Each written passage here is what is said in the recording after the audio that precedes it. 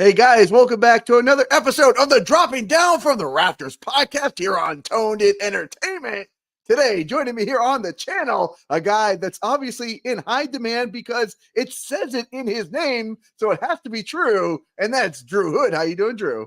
I am doing phenomenal, fantastic, fantabulous, amazing, and awesome all at the same time. How about yourself? Well, I am doing all those words and maybe supercalifragilisticexpialidocious on top of that.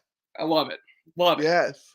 Well, I was going to ask you what the HD stands for. I thought it was high definition. I thought we were 2005, but obviously You know, it's not. yeah, but back a couple of years ago, it used to be in HD, right in your face, high definition. But then a friend of mine, Kano Kelly, he gave me the idea. Hey, H&D can stand for high demand. I said, oh, yeah, you know what? Let's upgrade it a little bit. That sounds a lot better. Let's go ahead and do that. Yes. Okay, now speaking of high demand, I feel like you're a guy that really is making a lot of waves on the independent scene. And I started following you maybe a couple months ago because people are talking about your promos and stuff like that. That's more than your wrestling matches. People are Oh, actually posting about your promos more than your matches. and you know what? I know there's like some people, maybe it'd be most people, would take offense to that. I love it. I am so happy that my loud mouth, my obnoxious behavior, and just me being me and talking is getting everybody else on the scene like, who's that guy? Why is he so good at talking? And then they see me wrestle and they're like, oh, he's actually pretty solid in the ring too. But I just want to hear him speak some more. So that's beautiful. I love that for me. I was gonna say, even when I scroll through your Instagram, like literally most of your posts are you talking about something or arriving at an arena late or doing something, like it's all about, I think getting your persona out Mm. there for everybody to see. Absolutely. My focus, unlike I'd say a healthy handful or a healthy chunk of independent and even professional wrestling, my focus is on my brand, my presentation, me as a money making attraction. My idea for professional wrestling, for sports entertainment, for my career is to be a larger than life guy. And I feel like my best strong suit is going to be in how I present myself, vocally, obviously, but also, I dress pretty outlandish. I don't know, if you haven't really seen me before and you go look at my social media, just know you're going to see velvet turtlenecks. You're going to see a whole different wide array of clothes and be like, he wears those confidently with intent. Of course I do. Of course. It's called peacocking, look at me. Look at me. That's what it is. That's what it's all about. No, it definitely comes off as confident when I see you just strolling. You get out of the car, you're walking into arenas, you're cutting promos at your house, wherever it Mhm. is. You can tell when somebody's not comfortable, not in their right skin. But my friend, you have an aurora around you that says, definitely look at me, and this is who I am. I'll blame that on a few things. First things first, I'm an only child, which I'm sure explains a lot. I was a theater kid for the better part of a decade. So a lot of it is I've been a wrestling fan for most of my life, but having all those extracurriculars, having football, having all these other things growing up, it just was unintentionally, but maybe it was slightly self consciously, intentionally helping me become the performer that I knew that I could be and that I wanted to be, that I wanted to emulate. I want to emulate the sports entertainment greats. The Mount Rushmores that people talk about, I would love for my face to be up there. That's how I like to present myself. Oh, I love that. Just shooting for the top of the mountain, literally. Look, got to have goals and aspirations. You have to set, goals for yourself. Now, of course, don't get me wrong. That is like all the way up here. I have a bunch of little ones that I would like to get to before that even becomes a thought. But of course, you got to shoot for the stars. Absolutely. Well, you said Mount Rushmore. Who would be your Mount Rushmore of professional wrestlers? Oh God, it interchanges on a week by week basis, and I'm Of not course. lying because I like to think that I'm a student in the game. I was doing a show the other day, and they asked who would you want to wrestle, or go back in time or lock up with now, and I dropped the name Jackie Fargo, which I know not a lot of people may be familiar with, but he was huge back in like the 60s, 70s in Memphis and Tennessee. He helped build Jerry Lawler. Like Jackie Fargo was a name drop that they even went, Oh my God, pause, what? Because I think people expect me to say, some early 2000s or like, 2010s or something like that, or even modern day. But to answer your question, This week. this week on my tape studies, I would say The Rock is back up there. I'm a big rock guy. More specifically, Hollywood rock. I am absolutely a Hollywood rock guy. I would say Undertaker's up there again this week. His presence alone is just you can't. I remember being a kid and going to the shows, and you can just feel it. Like it is the presentation, the music, the lighting, but it's also him. So studying him and how he moves and just what he does in the ring, just to see if maybe one day I could emulate something like I could never scare anybody like he did. God no, but like just the way he presented himself.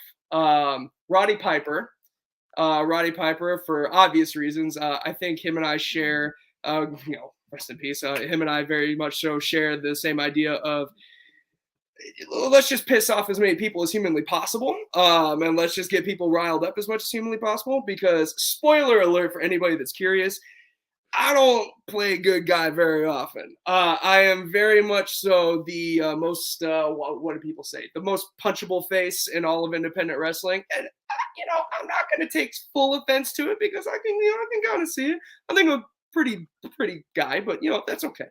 Roddy Piper, though, was phenomenal in-ring talent as well. And I watched his match with Brett this week from WrestleMania many moons ago, and it was still one of my favorites. Oh, that's three, isn't it? Last but certainly not least, it's hard for me to find a lot of tape and footage on Gorgeous George, but he is a pioneer of the business in that he, in the midst of a bunch of rough, tough, hairy, big barrel-chested sons of guns, he was the prissy, rogue, blonde, just, oh my God, he was phenomenal. He gives me a lot of inspiration on how I like to carry myself sometimes in today's wrestling world. So I would say those four this week. It'll probably change by Sunday. Okay, so I'm going to touch on 2 points here. Number one, for all you guys and girls that are watching this, every time you turn into a Drew Hood interview, it's always going to be something different, even if he gets asked the same question. So you know to check out each and every interview because he's going to have a different answer, at least for this one each time. So you have to tune into every podcast and interview he does from now on, or before this, or after this, and all everywhere around. And number two, I love some of the people that you talk about, like pioneers, like Gorgeous George, Rowdy Piper, Undertaker, all people who really inspired a lot of wrestlers in their own unique ways. And I could see a lot of those villainous tactics, especially, Gorgeous George and Rowdy Piper, especially in what you do in the ring. Yeah. Self-admittedly, I'm a success by any means necessary kind of cat. As they say in professional wrestling and sports entertainment, the more you win, the better you look, the more fame, the more fortune, the more championships. So what kind of philosophy should I have if maybe I'm not the biggest in the ring, maybe I'm not the fastest in the ring, but I could be the smartest. I could be the most clever one. I can use anything to my advantage, just got to be a thinking man's professional sports entertainer. My wife and I go to a lot of independent shows, obviously, because that's what we're covering. And we talk about the shows a lot of times on our drive home or anytime. And a lot of times we see a lot of great wrestlers, but we're like, ooh, do they have that it factor? Because let's face it, professional wrestling, you can be great in the ring, but you have to be memorable. So, obviously you've taken the strides to do both things. So what was it for you that maybe clicked one day that said, you know what, if I'm going to make this my career, if I'm going to do something big, if I'm going to be on somebody's Mount Rushmore one day, what do I have to do to get there? Man, I really feel like a lot of people do have that light bulb moment. For me, it was a gradual process, even bleeding into this year. So for context, I'm about 5 years into professional wrestling, independent wrestling, sports entertainment, whatever you want to call it. And it was not until maybe the past, I'd say even 6-8 months, because leading up until then, there was spurts. There was little glimmers of okay, I'm starting to get it, but then maybe there was another aspect of it I just wasn't quite grasping yet. maybe I would fine tune it and I would start to do this, but then there'd be another little weakness. I'm like, oh, God, man, like I just got to keep working on it.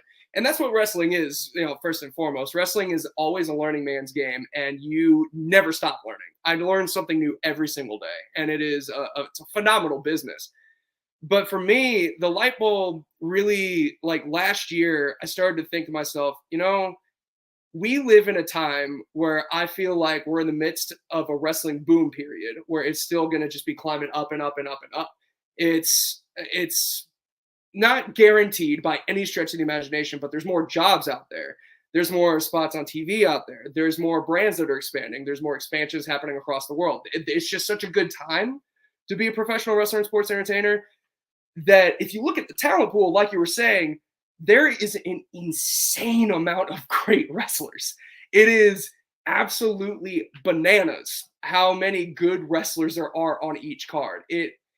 And it was some point last year where I started to think to myself, I'm solid in ring. Like I'd say like I'm good in ring, but I'm never going to be the guy that wants to be known for 450s. I'm never going to be the guy that's known for topes. I'm not going to be the guy that's remembered for any of that.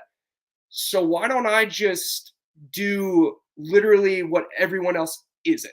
So I try to, like, whenever I'm doing a show, like the show that I'm on this week, for example, I know most of, if not all the people on this show, and I know that they are all immensely talented in the ring, and they're all immensely talented as a whole, but they don't match my charisma or my personification of personality. I can go above and beyond as a loud, obnoxious son of a gun and be remembered because I'm going to be in the ring screaming, be yeah, and all this other nonsense. But people are going to remember that. One of the little things that I do that most people either make fun of, they laugh at, or they say it along with me is I have a running shoulder tackle, literally just a shoulder tackle, most basic of moves. But I just do this, and then yell choo choo for the hood hype train as loud as I humanly can, and I just run into people. And that's it. It's the simplest little easy little itty bitty tweak. And that sets my shoulder tackle apart from the rest of the show. So for me, again, we are in the midst of so much phenomenal talent that while everyone's focusing on their matches and the in-ring stuff, I go, well, what can I do different? How many promos can I put out a week? How much social media content can I really make about my brand and then stand out? How can I dress different? How can I present myself? How can I be different, period, or be unique to myself? I like that so much for two main reasons. Number one, I love when you differentiate yourself from somebody, it does make you stand out. But number two, I think it's a good business decision as well, too. Not doing the topes out on the outside. I see a lot of these guys and I'm like, I've never stepped foot in a ring, so I can't speak to the bumps and bruises that you guys and girls take. But I have to think that being a smarter wrestler, as yourself, definitely sets you up for a longer career down the road. That is exactly it. I don't want a fast-paced 7-year career in which maybe I have to take off 6 months because something gets torn or something like that. I want 20 to 25 years of consistency and not necessarily even being at the absolute top of the ladder, because I understand that, it's a business. Everybody's got different roles at different points in time. But I want to be able to be at a consistently high level for a long period of time. So play it smarter, not exactly harder. That's the way I like to think about it. I agree with everything that you do in life. Do it smarter, not harder. Absolutely. Now, you did mention this weekend show. We're obviously live, so it's up right now. So what do you got going on this coming weekend? So this upcoming weekend, I will be in singles non-title heavyweight action. If you'll excuse me 1 second. Oh, absolutely. Oh, come here. Oh. Go grab whatever you need. Oh, one of my big beauties right here. Ooh. This right here is the Action Packed Wrestling Heavyweight Championship. Now, I won't be defending it against my opponent, whose name is Mason Allen. Very talented kid. He's new, fresher on the scene in the Carolinas. He's killing it. But, he's going to be stepping in the ring with old DH and HD right here, who won this championship in June 30th, 2023. So we've been at it for quite a long time. And, good kid. Again, smart kid. He's not smarter than me. He's not bigger than me. He's not faster than me. So this Friday, I'm gonna do what I do best. I'm gonna hit hard. I'm gonna talk louder, and then I'm gonna win. Easy peasy. Now, speaking of talking louder and hitting harder, I believe it was this past weekend, you were at Turbo Wrestling and you wrestled the Wrestle Ranger. Buddy. It's hard wrestling a Power Ranger, Right? Yeah. Power Rangers, man, they're so OP, but Pro Wrestling Turbo just is one of the most. It's electric. It's an electric environment, man. So they run in South Carolina, and they mostly Greenville, kind of in surrounding areas around there, and it is just on fire every time. The crowds just eat everything up, and it's one of those shows like this past weekend where I was at that we just want to have fun. We just want to enjoy what we do, because if you enjoy what you do, guess who else does? The fans who buy the tickets. So we really put on a fun Pro Wrestling Turbo heavyweight championship that I think they can also attach world to, because I believe there might be some Puerto Rican defenses in there somewhere. So we'll call it just a world heavyweight championship. I did, in fact, lose. Well, the sun was in my eyes. I stubbed my toe. My bootlace was undone. Whatever. There was outside interference going on. I saw some outside interference going on there too. Yeah. Legend of Solar and Eric Academia. They're just sticking their big old anime cartoonish noses in my business. But that's okay. Don't worry. I'll have a talk with them next time I see them. Don't worry about it. I got you. Good. Thank you. Yeah. Yes. I definitely interviewed Eric Academia. Well, that's actually should bring me to another thing, that we were actually in the same location in November. We were both at WrestleCade in North Carolina, but we didn't know each other because I actually interviewed Eric Academia for the second time at that particular show. But I did see some pictures there, and I'm like, but I had a booth, you had a booth, and as you know, it's complete insanity in there, and you can't really get around to do anything other than be at your own booth. I was about to say, there's no wiggle room. It's elbows, shoulders, like it was jam packed. I mean, phenomenal event though. What a freaking weekend! But it was just you couldn't. There's no way. There's like 10,000, 20,000, whatever amount of people that were there. It was a phenomenal time, fantastic time. But you had to stay where you were at for sure. Yeah. What was this your first convention that you did? So that was my first WrestleCade. Yes. Okay. That was a bucket list item for sure. I've done other like cons and wrestled at them before, like just some Comic Cons and things like that. But that was the first wrestling based convention that I had been a part of. And that was a bucket list item. That was a dream list item for sure. And it was an amazing weekend. Got to see, and hang out with a bunch of friends and close friends that I don't get to see very often from across the states. And it was just an amazing time. Yeah. What was something that you'll take from that experience? Oh boy. One, up in my merch game. My merch game's pretty decent right now, but there's some people out there who can hustle, and I'm just taking all the inspiration from them. Another one would be seeing people on the Super Show and just watching the big shows like the day after and everything else. To me, in my mindset, going, I want to be up there. I want to be in front of 800, 1,000, 1,500, 2,000 people. I want to, be able to just bring my unique blend of charisma and athleticism, big, blonde, beautifulness, in front of as many people as possible. So the motivation to get there somehow, some way this year, definitely super high.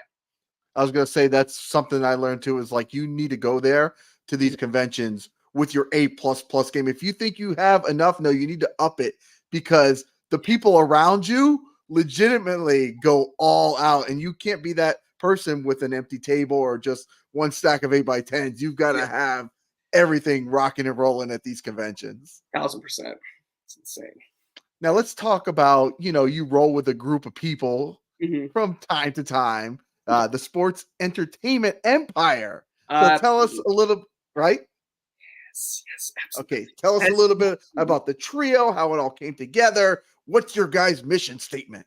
So, funny story about our origins as a sports entertainment empire.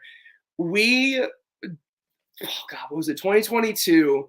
We were doing just some promo pictures just for a session. And we took a group photo and then we posted it as a joke saying, hey, book us for tag and trios bookings and everything else. We'll do it.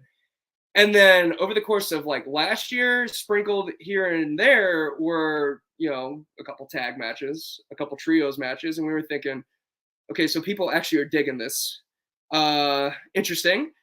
At first, we called ourselves the family because, we're just tight knit. We're, brothers and sisters and fathers and everything else. And just, we're just very close. We travel together a lot. James Johnson and Mila Johnson. We all are just up and down the states and across the board together. We train together, usually twice a week. It was a family knit thing. And then somebody, a group on, down in Orlando, down in, maybe a place called NXT, maybe, started calling themselves the family, and we thought, oh. Okay, so maybe not. I guess we won't do that anymore. That's okay. Copyright. We don't want gimmick infringement or to get sued. Cool. And unfortunately, even if you did it first, once it goes on that bigger stage, you're always a copycat, right? So Yep. Good call. So I remember I sent the YouTube link whenever that first officially happened, and I said, well, what are we going to call ourselves now? And we were just all brainstorming, and I don't really remember who, but we just all started to say, why not what we focus on most, which is sports entertainment, and then Empire for the acronym C the vision. And we thought, you know what? That sounded pretty good to us. So we just started to do that. And our mission statement, it can be summed up in how I and James and Mila all feel about wrestling and sports entertainment. And that's that we care about magic, we care about money, and we care about moments. Those are the 3 M's that we have within our mission statement. And those are the 3 M's that we always remember every show that we go to. That is why we set ourselves apart from the rest of the roster and the rest of the show, because while everyone's looking at matches, we're looking at the other 3 M's. So that's our philosophy. That's our mission statement to, create for the world to see. Okay, so you said magic, not matches, right? So magic, money, and moments. Moments. Okay, gotcha. Okay. Magic and money. Magic. You're not like a sorceress or anything like that. Yeah. You just create magical moments that make you money as well. Absolutely. Okay, I like that. Now, I know with professional wrestling, I know as somebody who is covering the scenes, there's a lot of road trips, there's travel, and there's miles on the car, So, you usually travel in a group, like you said. So how do you guys keep yourselves entertained on these long road trips? Boy. Here we go. I'm going to have to do it again. Mila, I'm so sorry. So Mila drives us most places, right? And I would give her driving skills a driver's license out of a cereal box grade. But she's the one that drives us. So, because I live where I live, and that's about an hour and a half to 2 hours away from where they live. And then I'll go meet up with them, and then we'll drive to wherever we're going. And, there's been a lot of near hits. Somehow, some way, we still haven't gotten an accident. Oh no, knock on wood real quick, because we somehow, we've made it here. Right. But if people follow along on social media, between any 3 of us, you'll see pretty frequently that there will pop up a time where we're, maybe trash talking her ability or inability to hit the roads. We always talk a lot of major junk to her. She takes it. Bless it, Mila. You're a great human being. I'm so sorry, but not really. She's great. But James and I will pass the time by talking about wrestling a lot. Mila's been a fan for a long time as well, but we always educate her on a lot of old school stuff. We'll bring up a lot of old school things, and she'll be like, wait, what do you mean? And then we'll be like, oh, do we have a story for you? So in the midst of doing that, we're singing Disney songs at the top of our lungs. God, there's so much. There's just so much that we do to try and pass the time. It's very rarely a dull moment. The only time it would be dull is if we're like super far and it's 3 a.m. and people are just knocked. At that point, obviously, there's no party going on. But until such a time, we're always talking, jamming, or just, talking major junk to one another, which is always a good time. I was going to say, it's probably the time passes a lot faster when you're talking smack with one another. They're probably doing anything else. Absolutely. Now, I like to ask people, because the world of professional wrestling is such a crazy place. It's such a weird place. I like to throw out the term bizarro, like just out there, right? So whether it's in the ring or at a meet and greet or an interaction with a fan, is there that bizarro moment that stands out for Drew Hood? Okay.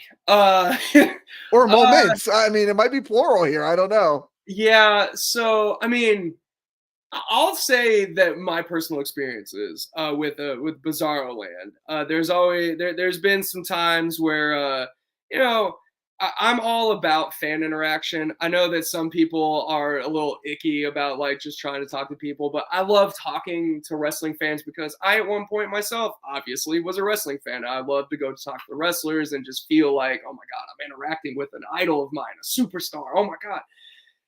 And sometimes I feel like fans may overstep their boundaries just a little bit, a wee bit.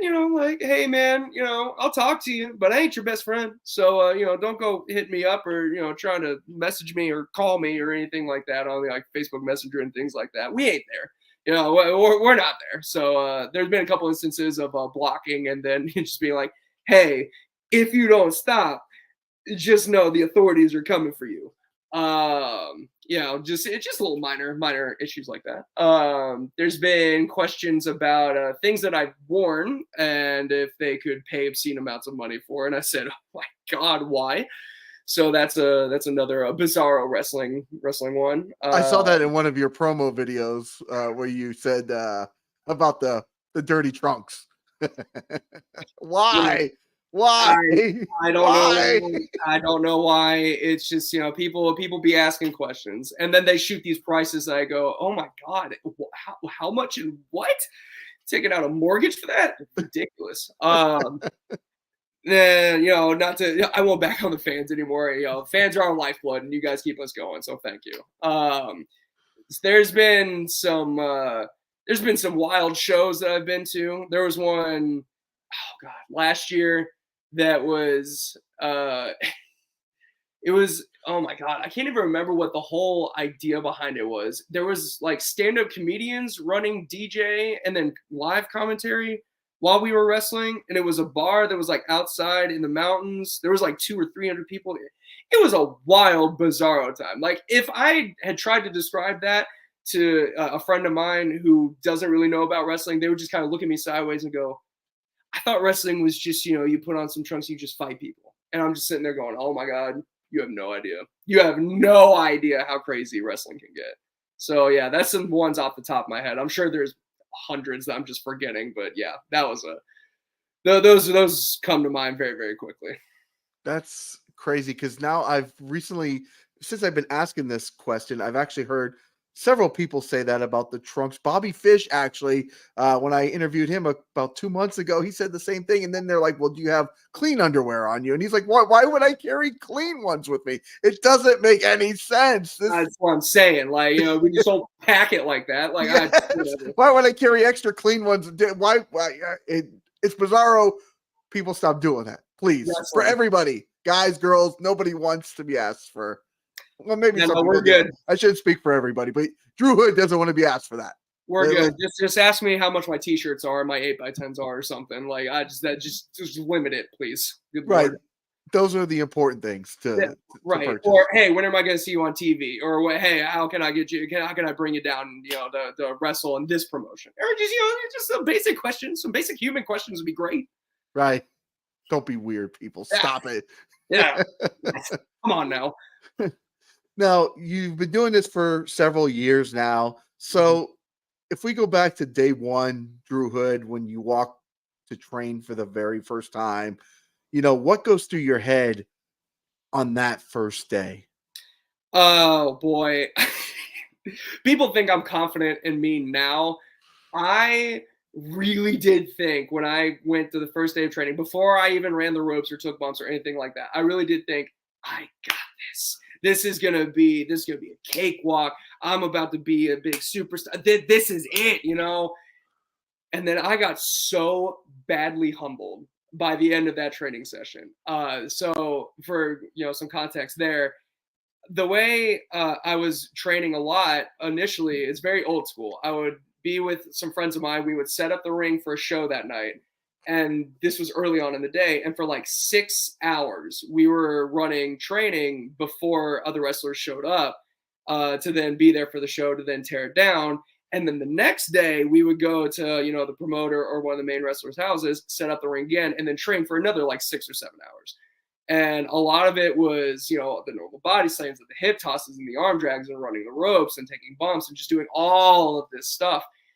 And I remember that first day, I remember thinking, I'm okay, but like I'm feeling pretty tired, feeling pretty beat up. And I remember waking up the next day and there were like rope imprints and indentations in bruise form all across my back. My arms were messed up, and I felt like I had been backed over 75 times. It was brutal. And I remember thinking to myself, oh no, what in the world have I gotten myself into? This is about to be that kind of ride, isn't it? And I wouldn't change it for the world, to be perfectly honest with you. It toughened me up and it humbled me very quickly. So it was quite the time. Let's put it that way.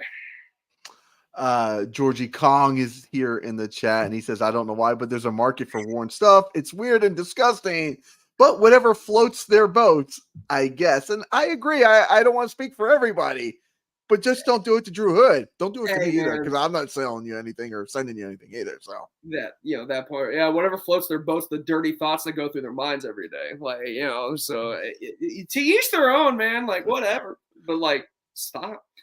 Like that's just stop. God.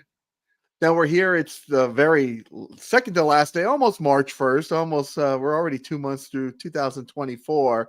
Wow. So looking into the near future for Drew Hood, what kind of cool stuff you got going on? I will be, March is going to be a huge month for me. There's some things that I can't exactly talk about that are upcoming that I think are going to be really beneficial for me and very, very good. Soon I'll be making a debut in Maryland for Pay Your Dues Pro Wrestling. Then I will be involved in what I'd like to think is the most prestigious tournament in independent wrestling, with the Super 8 tournament up in New Jersey, where with ECWA. I'll be, performing down in North and South Carolina as usual as well. So I'll just be doing this number all up and down the Eastern Seaboard all of March. So that'll be a heck of a springtime activity for me, and I'm very much so greatly looking forward to it. Are you doing anything in the Philadelphia, New Jersey area for a Mania weekend? As of right now, that is probably not in the plans, because I will be in North Carolina on the 6th and South Carolina on the 7th. But if anything was to pop up, if anybody wants somebody who can talk trash, if anybody's thinking they want the Prince of Sports Entertainment to force all the peasants and plebeians to bend the knee, if someone wants the tracks for the Hood Hype Train to build themselves through Mania Week, who's to say? Call me. I'm available. Bookdrewhood@gmail.com and or all social media. It was to say. Now, you are the Prince of Sports Entertainment. Who's the King of Sports Entertainment? Ooh, that honor would go to the man that essentially dubbed me the Prince of Sports Entertainment. He goes by the name Ethan Case. He's based out of Columbia, South Carolina, and he has the Palmetto Wrestling Academy.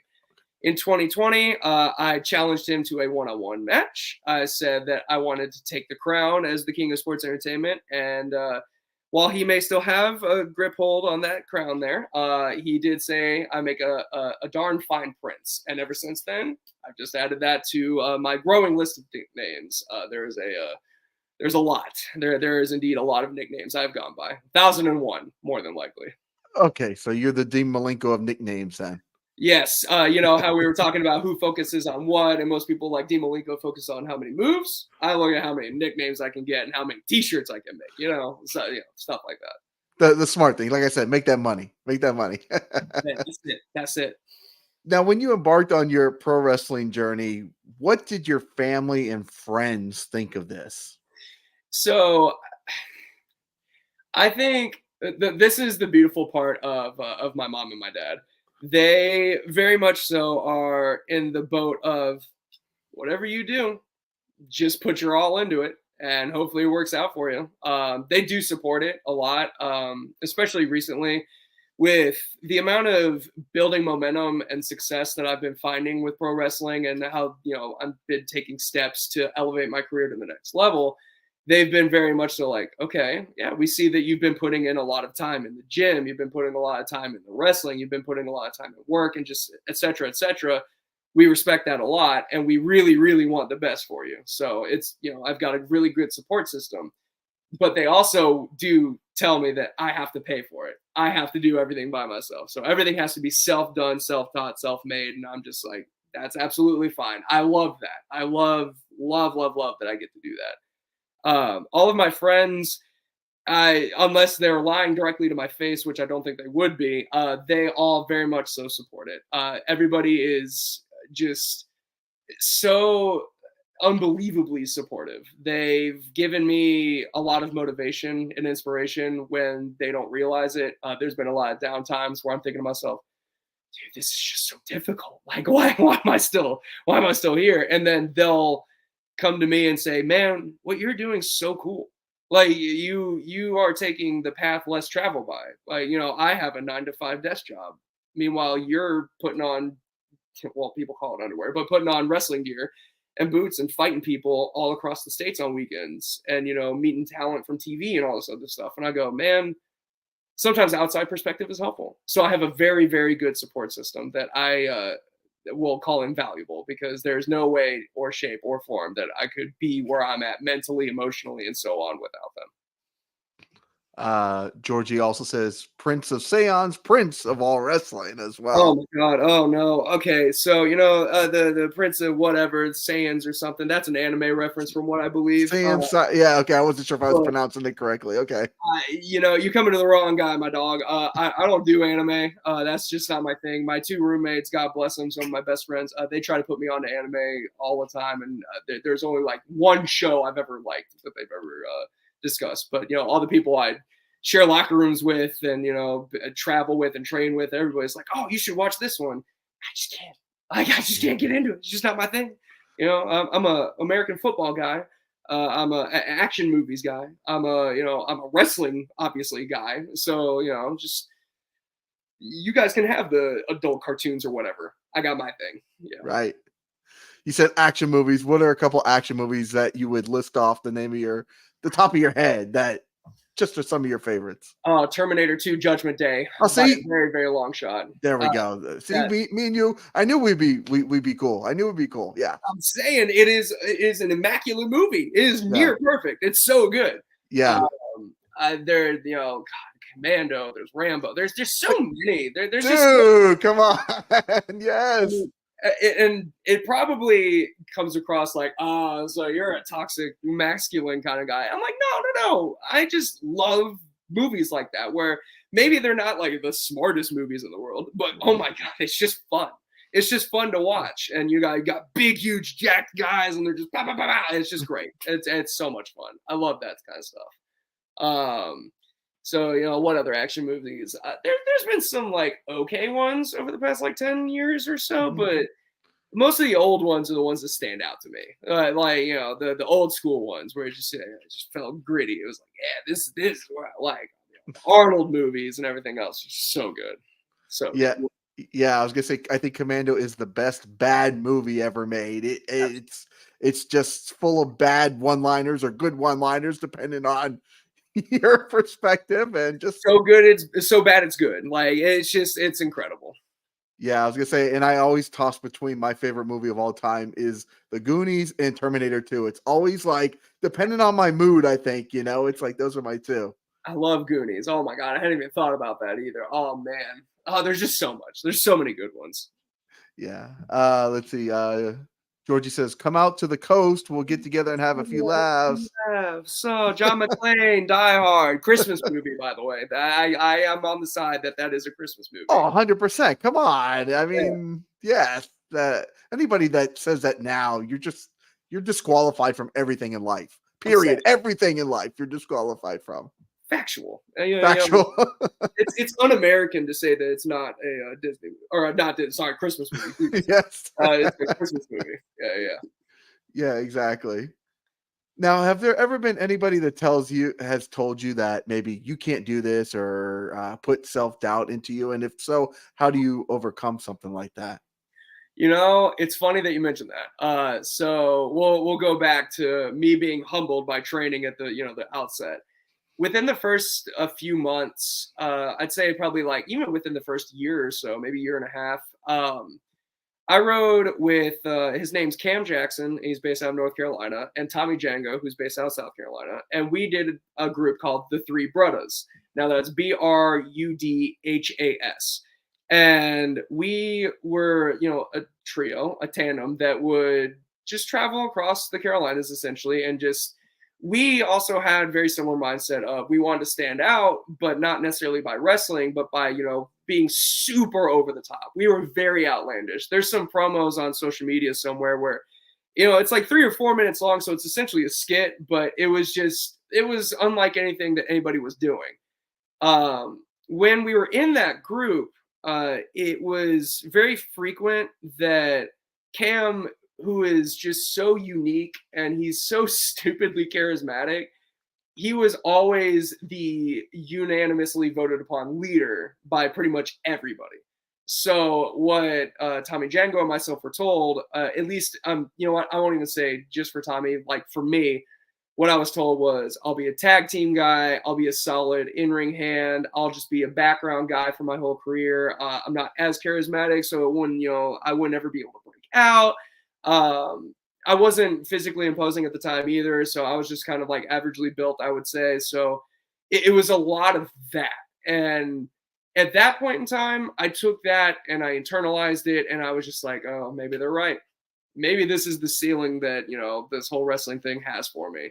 Um, and then around 2020, as we all know, pandemic Hmm. hits and everything shuts down. During that time, for whatever reason, I just said, I don't accept that anymore.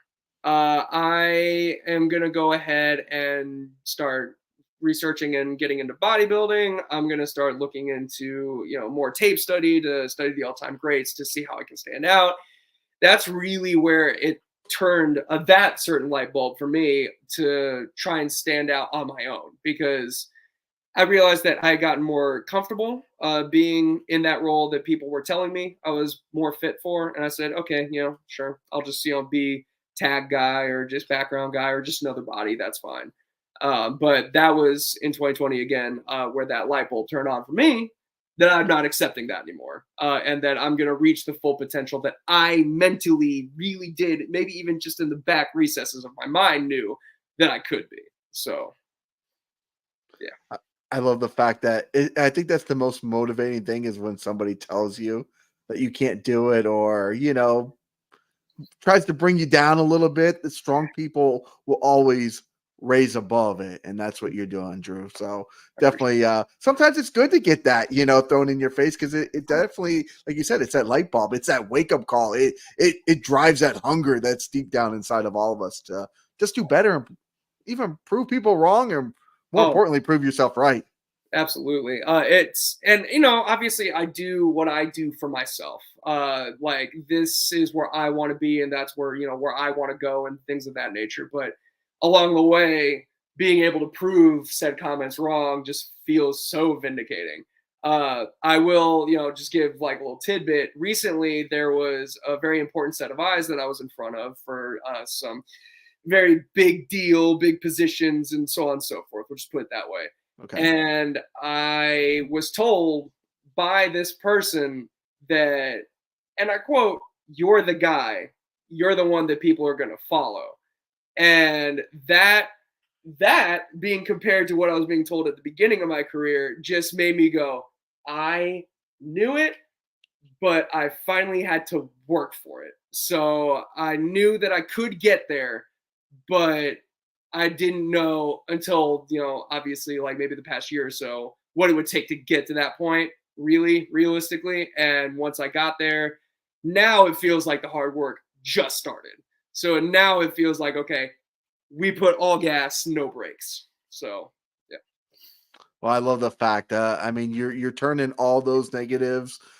into positives. You're driving forward. You're doing great stuff. And it's kind of crazy. Like even how this all came together was, I had just started following you recently. Like I said, through your promos, and then I'm not going to mention anybody in case they don't want to be mentioned, but somebody else had reached out to me and suggested you to me. And I'm like, I just started following him a couple weeks ago. Another guy that's putting in a lot of hard work, a lot of determination.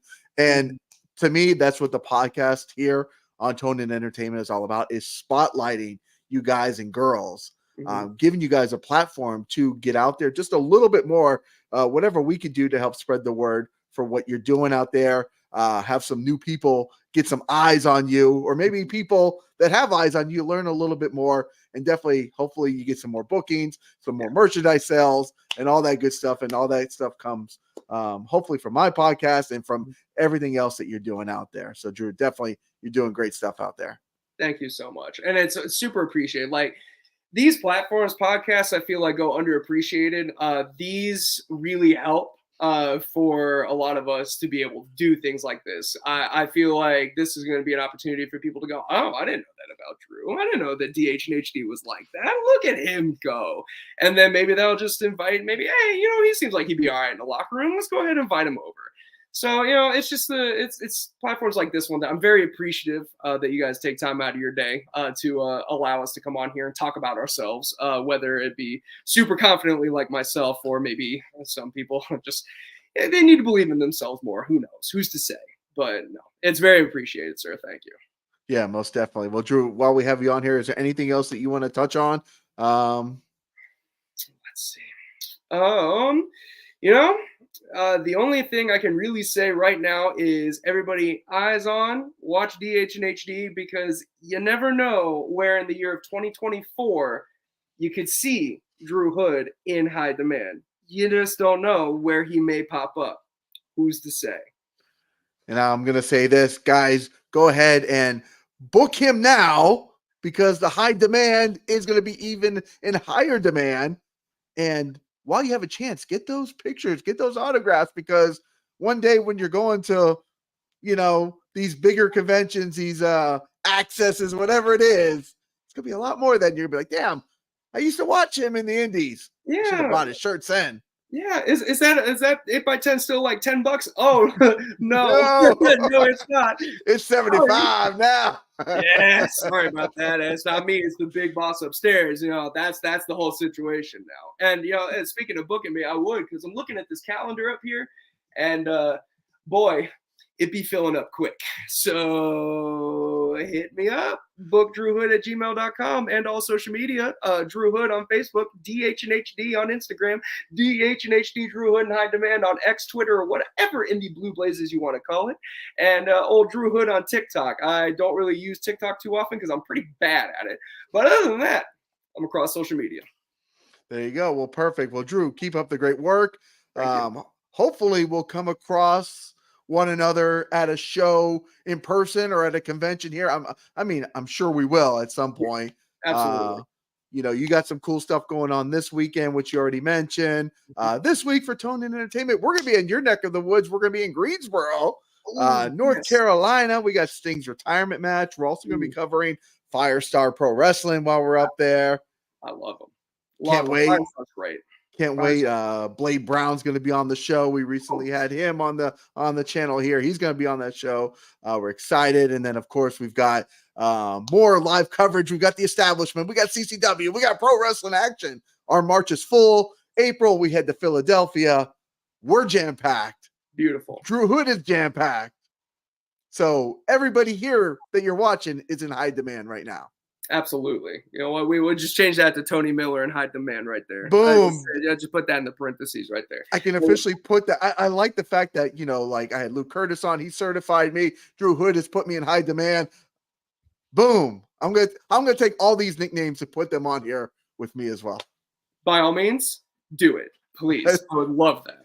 Thank you, Drew. Well, thank you for your time this evening, Drew. It was a pleasure speaking with you. Yeah, it's a pleasure with Tony. Thank you so very much. And I look forward to us talking again.